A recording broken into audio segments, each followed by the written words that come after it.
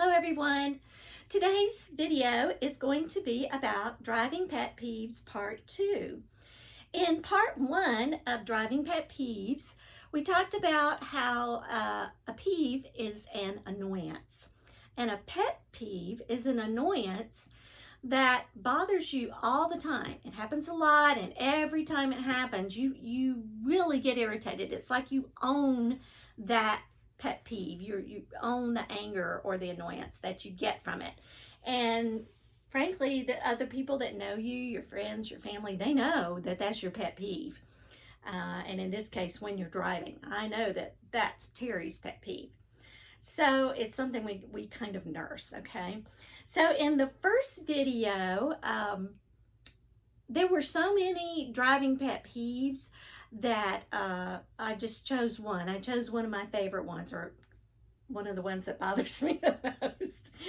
And I talked about that, and that was the one where you're at the, I'm going to switch these, you're at the intersection and you're waiting for the light to turn green, and then this other car, this fancy sports car, comes up next to you, and it's all outfitted with a big stereo system with the booming woofers, and it's playing this really loud music, boom, boom, boom, boom, boom, and man, it makes your car start rattling, and it goes all the way down the pit of your stomach, and you don't like it, and you don't even know what the words are, but you think they're bad anyway, and it's really ticks me off. It really annoys me, and I can't move because we're at this traffic light, and so finally, they get to turn left and they go on.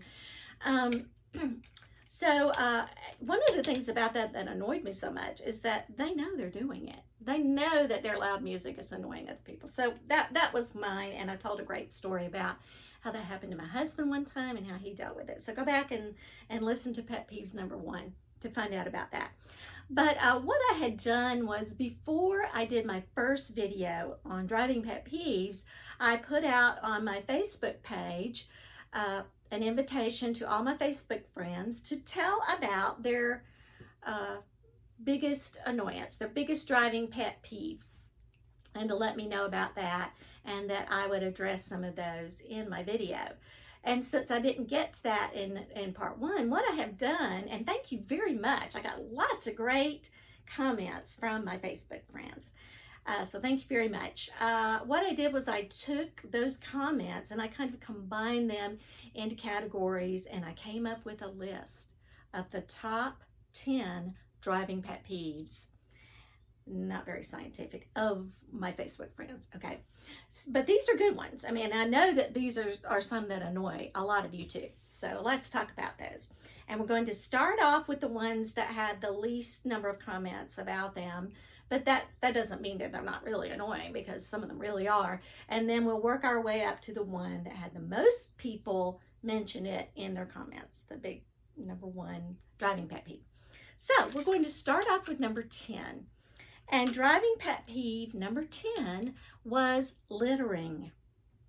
You might not have associated that with a driving pet peeve, but it really is, because you've been driving down the road and this person in front of you, they throw a can out the window or a cup from a restaurant or whatever. And, that really bugs me, and I know it bugs some of you, because even when I was a kid, we had a little bag in our car, and when we had trash from whatever, we put it in the little bag. You got a plastic bag laying around, you have to keep it in your car, put your trash in it. When you get home, you get all your stuff out of the car, take the trash out, you can toss that away, you're going to get another plastic bag, or you can, put it back in your car, whatever. Very simple. And to me, that's just, a basic human thing. But the other thing that bothers me is when you get up to the intersection and you're waiting, and there's a little traffic island right here. This person in front of you is smoking, and they smoke and they smoke, and instead of putting it out in the ashtray, they just throw it out the window, and then they go on their way. And you got to drive by. There's not just one cigarette butt right there. Every time a smoker stops and they smoke, they throw their cigarette butts out the window, and it makes a nasty pile right there. And oh my goodness, yeah, that's annoying. I really get you. Number 10. Okay, so number 9. This one is knowing when to go at a 4-way stop intersection. Now, I'm not sure if you have those around where you live, maybe not in the big city, but when you start getting out into the suburbs or in my town, we have a lot of four-way stops. And people need to, you know, get the idea about how that works. And I'm sure that there are exact rules for it in the driving manual. But basically, you know, around here, when two people meet at a four-way stop, if you're both, you know, going along the same parallel, car A, you know, gets there first, and then car B gets there. Car A goes first, and then car B. Now, if you're both going along that same parallel line, excuse me, you know, A goes and you see what they're doing. Well, B, you can go ahead and go too. I mean, that's nice, and that, you know, gets the traffic out of there. If you're at perpendicular angles, you know, A gets there first and then B gets there. Well, A, you know, you go and then B goes, okay? What if they are turning, or you're not sure if they're turning or not, but, you know, once you see, oh, they're turning, then I'm going to wait. I'm not going to go at the same time. Or, you know, they may or may not have had their signal on, but you're paying attention. See, that's the key. At the four-way stop, you should make eye contact with the other people at the four-way stop. And if you see, you know, you can tell, you know, if they're going or if they're paying attention or not. And, you know, just give a nod or whatever. And don't be that guy or that girl who just sits there and, you know, doesn't go when it's their turn. Because if that makes the people behind them upset and angry, that's annoying. So there are a lot of annoying things you can do. At a four-way stop, don't do those. Don't do those things. Okay. So number 8 was talking on the phone, texting, putting on makeup, doing stuff that's distracting while you're driving. And I have a whole other video on distractions that you can watch about that one. But, you know, in my state, we now have a law that says you should not be texting while you're driving. If that, you know, if the officer sees you looking down and we got your phone in your hand, then you're in trouble. It's like you know, the same as the seatbelt violation or something. A lot of cars now have the hands-free system where you can do a lot of that without ever having to look down or anything. That can even be distracting in my book, but you know, it is there, and that's better. And honey, if you can put your makeup on while you're driving, you're really good at it, and you could have taken 30 seconds before you got in the car to put on your makeup, or, you know, woke up 1 minute earlier. Okay, so those things, they're annoying, but they can also be dangerous. You're at the stoplight and you're not going because you're busy looking at your phone. So those are very annoying things and sometimes dangerous. Okay, our next pet peeve, number 7, is braking. There are braking behaviors that people do that are annoying to other drivers. One that was mentioned was the person in front of you just keeps braking for no reason. Why do they keep, you know, stepping on the brake? That's bothering me. I don't know if they're going or stopping or what. You know, that can be very annoying. And the other comment that someone made did not even involve another car necessarily, but this is 2 people in the same car. This was a wife talking about her husband, and I won't name names, so I'm keeping your identity quiet. So let's just say the wife is over here and husband's driving on the highway, zoom, and he's getting really close to the car in front of him, and he waits till the last second to put on his brakes, and wife over here is worried, you know, it disturbs her, and she thinks, oh no, we're going to crash, we're going to hit that other car, you're not braking soon enough, and she's over here stomping with her foot on the carpet. So, and I don't know if hubby's doing that on purpose, maybe that's just his way, but you know, it can cause some friction, and it's annoying really to both people. So, you know, that's something you can do or not do that's annoying to other people. All right, so number 6 was one that got several votes, and that is driving too slowly in the passing lane. Now, I would say this is usually on the interstate, you know, you got all these lanes going, and that left-hand lane is supposed to be for passing.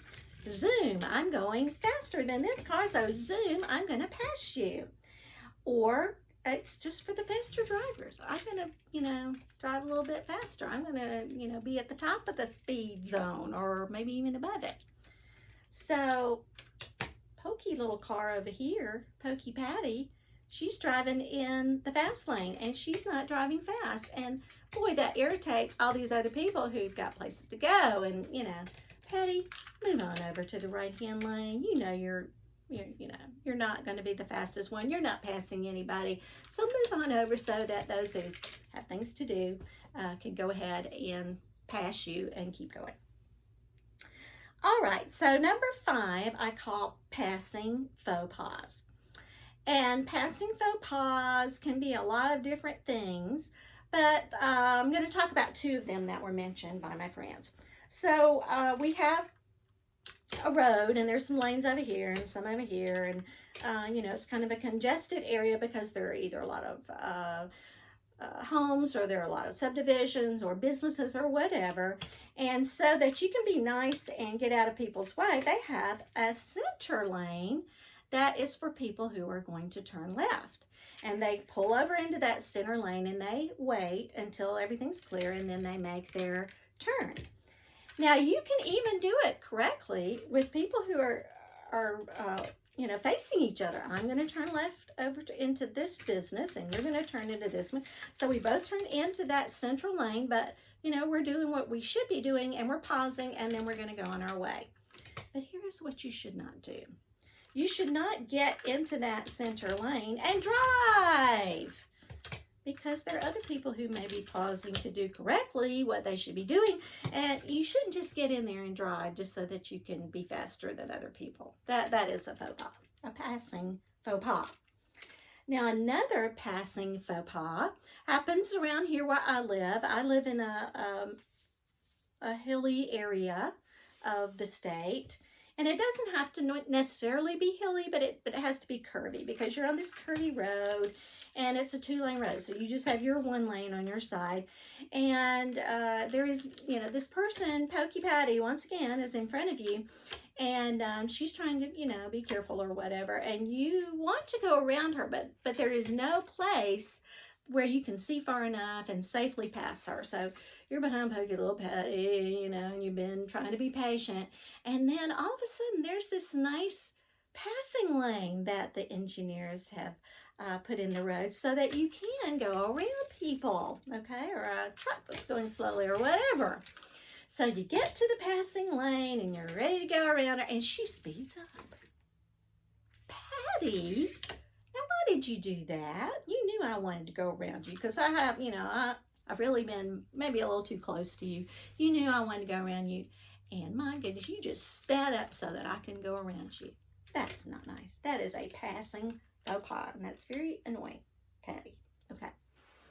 So the next one, number 4, is one that was mentioned quite a bit, and that is tailgating, which I kind of mentioned in the last one. Tailgating, you know, person in front's not going fast enough to please you, and you just get up on their bumper. You're just all up in their business and everything because you don't think they're going fast enough.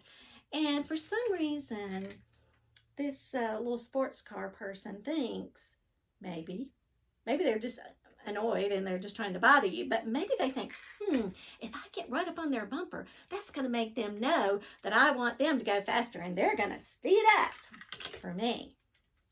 But you know what? That is not usually what happens. I'm aware that you're back there, you know, Mr. Tailgater, Miss Tailgater, and I don't really want to please you. Or maybe I do. Maybe I'm like, oh yeah, maybe I'm not going quite as fast as I should. Perhaps. But a lot of the time it annoys me that you're tailgating me, and I may just slow down. If I know that you can't pass me, there you go for tailgating me. It's or I might put on my brakes quickly, and you might even run into me. And guess what? Who's at fault if they hit you in the rear?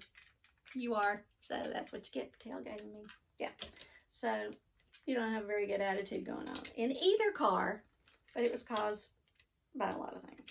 But tailgating is one of the biggies. Okay. So number 3 was changing lanes incorrectly. Changing lanes in a way that annoys other people. And there were lots of very complicated scenarios that were given to me, and some of them I didn't really even understand. But you're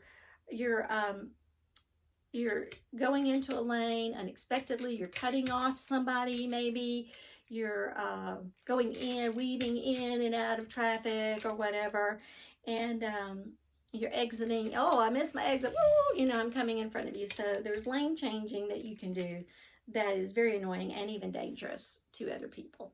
Okay. So we're getting to the top of the list. Here we go. Number 2 is a category that has to do with lights. And there were lots of comments that had to do with lights. A few of them were about how to use your hazard lights. And to me, the key word here is hazard. Hazard lights are to be put on when there's a hazard. You got to get over to the side of the road because, you got a flat tire and you don't want people to run into you, and you put on your hazard lights. Or, maybe there's something ahead and, a big rock in the road, you might put those on.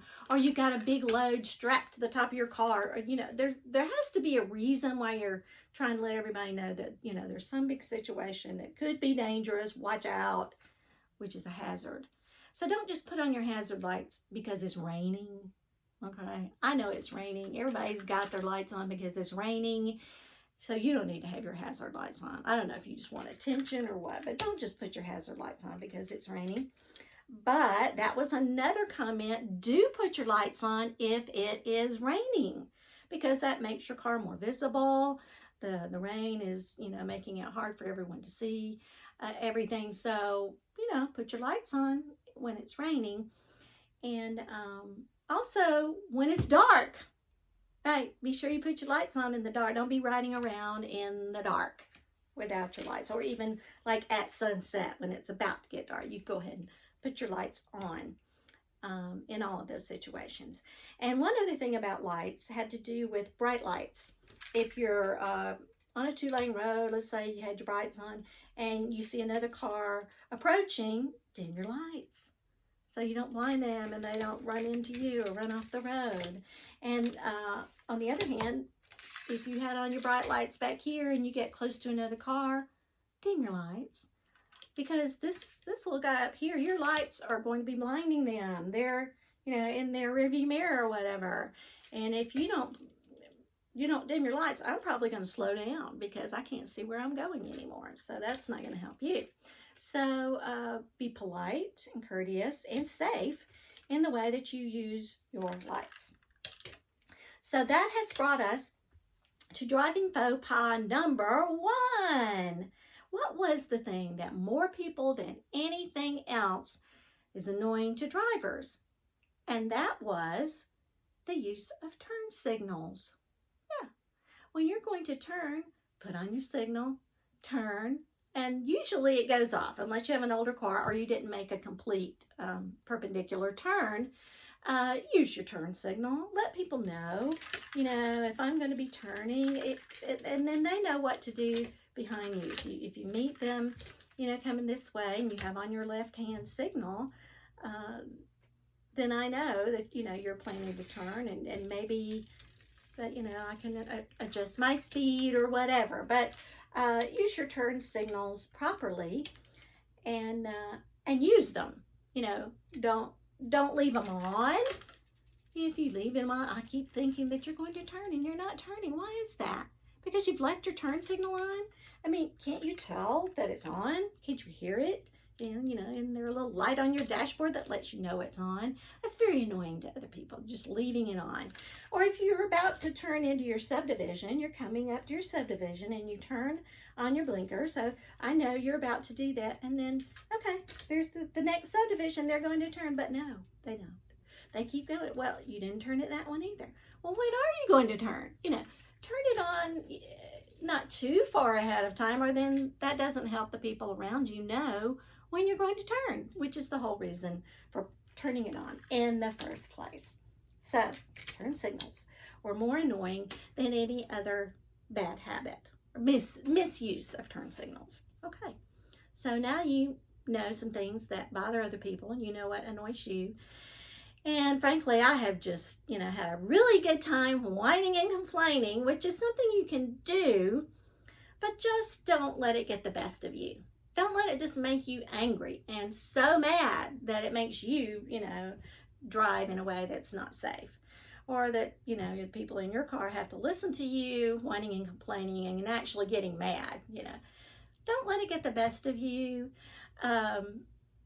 Be willing to give people the benefit of the doubt. I don't know why you're driving like that. I don't know why you did that, but maybe you're having a bad day. So you can also get creative and think up funny stories when you're stuck behind a tractor on a 2-lane road. Think, oh, that must be Horace and Doris, and they're going down to the cornfield or whatever. You can do some things. You can get the kids involved in making up stories about Horace and Doris and why they're acting the way they are. Use your sense of humor and your grace to get over that. So how can we drive like a Christian? How can we take these annoying situations and turn it into something that's more positive? Well, when I was thinking about this topic, God always helps me with this if I ask him. And he gave me a scripture that just popped in my head like it often does. And this was the one where it makes you're thinking about how this other person is annoying you, but you know what? You might be annoying someone else. Or maybe the way you're responding to it is annoying someone else. And you might say to yourself, I can't think of any driving behaviors that I do that would annoy anyone. And that is the point. You really can concentrate on things that other people do that annoy you, and you have no idea that you're doing the same thing. It's sort of a blind spot. We have a blind spot in our car. Well, we also have a blind spot when it comes to how we are as people. So I thought about a scripture, and this was something that Jesus said to his disciples in Matthew 7. I want to read it to you. It says, "Do not judge, or you too will be judged. For in the same way you judge others, you will be judged. And with the measure you use, it will be measured to you. Why do you look at the speck of sawdust in your brother's eye and pay no attention to the plank that is in your own eye? How can you say to your brother, 'Let me take that speck of sawdust out of your eye,' when all the time there's a plank in your own eye? You hypocrite. First take the plank out of your own eye, and then you will see clearly to remove the speck from your brother's eye." You see, we should be focusing not so much on what's annoying us, but we should be focusing on what overjoys us. We're forgiven. God sent his son so that he could die on the cross and that we could be forgiven. And in that same way, if we want to be forgiven, we should be willing to forgive others. And that's what it's all about. So instead of driving annoyed, we can drive overjoyed. Thanks for watching today. I hope that was a little blessing to you, something to think about. And it goes right along with my closing every time, which was also the words of Jesus in John 16:33, when he said, "In this world, you will have trouble, but take heart. I have overcome the world." Thank you for watching. I hope that you will like my video and share it with others that you think might enjoy it. You can subscribe, and then you'll be notified when I post a new video. And if you stay tuned to the very end, you can see some links where you can buy my book, How to Drive Like a Christian. See you soon. Bye-bye.